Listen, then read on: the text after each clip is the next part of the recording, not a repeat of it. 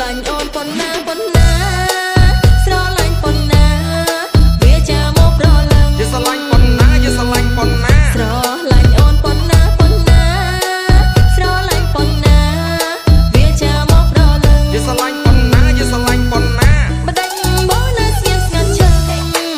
ប្រយ័ត្នអូនខឹងឲ្យបងដឹងចិត្តម្ដងប្រញាប់ប្រាក់ភ្លាមនួលអូប្រាប់មកស្នេហ៍ស្នងថាស្រឡាញ់អូនប៉ុណ្ណាឆ្លើយតែស្មោះស្ម័គ្រចេញណាកុំឆ្លើយមួយសាមិនចូលចិត្តស្រីអូនសុំចាំឡាយភក្តីទើបស្នេហ៍មានន័យណាប្រោសជីវ៉ា